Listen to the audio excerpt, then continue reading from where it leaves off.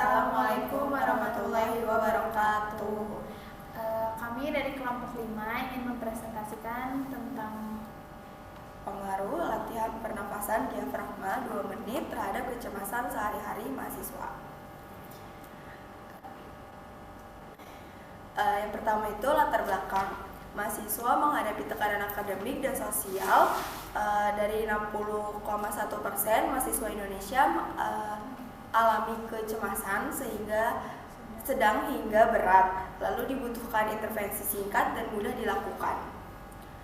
Selanjutnya ada project goals, yaitu yang pertama ada kecemasan harian tingkat pada mahasiswa, lalu ada strategi relaksasi sering membutuhkan waktu lama, lalu yang terakhir ada efektivitas latihan napas durasi singkat belum banyak dikaji. Lalu landasan teori yang digunakan itu teori kognitif behavioral Beck tahun 1976. Lalu ada kecemasan muncul dari pola pikiran maladaptif. Lalu ada teori stres transaksional Lazarus tahun 1991. Lalu kecemasan muncul saat tuntutan melebihi sumber daya. Lalu pernafasan diafragma, pernafasan dalam dan terkontrol, lalu mengaktifkan sistem saraf parasimpatis, lalu menurunkan ketegangan fisik dan psikologis. Untuk teknik pernapasannya yaitu teknik pernapasan 478 yang dimana menarik nafas selama 4 detik, lalu tahan selama 7 detik dan hembuskan nafas selama 8 detik. Dan total durasi latihan teknik pernapasan 478 itu berdurasi selama 2 menit. Nah, tujuan penelitian ini untuk menguji pengaruh latihan pernapasan diafragma 2 menit dan juga mengukur perubahan kecemasan harian mahasiswa. Jadi kita ingin tahu apakah pernapasan diafragma 2 menit itu bisa menurunkan kecemasan harian mahasiswa. Metodenya rancangan kuasi eksperimen dengan 2 grup pretest post-test design, yang dimana kelompoknya itu ada kelompok intervensi dan kelompok kontrol, dimana kelompok intervensi itu mendapatkan intervensi teknik pernapasan 478, sedangkan kelompok kontrol itu tidak hadir sama sekali, cuman mereka tetap mengisi kuesioner.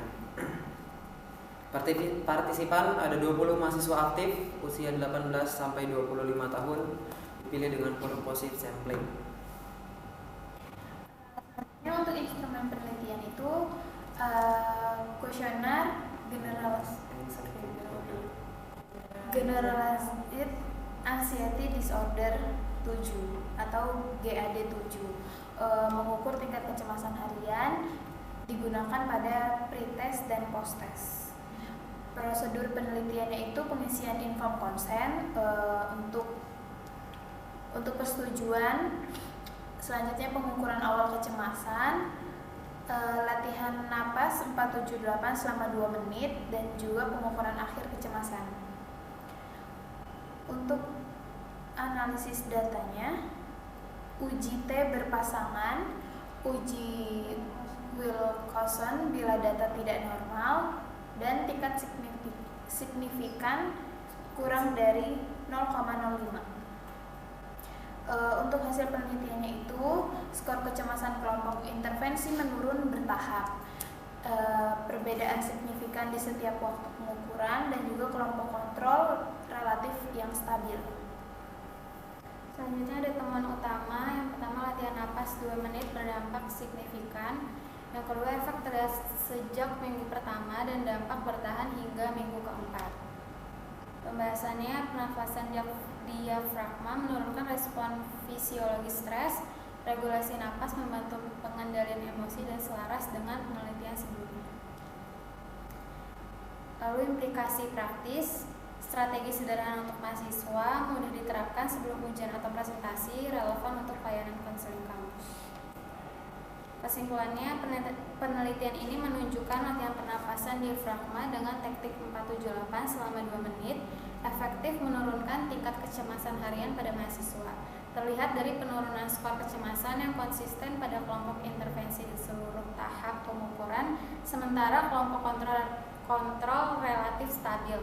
Sehingga latihan napas singkat ini terbukti membantu regulasi respon fisiologis dan emosional terhadap stres serta relevan digunakan sebagai strategi non-farmakologis yang sederhana, praktis, dan mudah diterapkan dalam konteks kehidupan akademik mahasiswa. Sekian presentasi dari kelompok kami. Apabila banyak kurang dan salahnya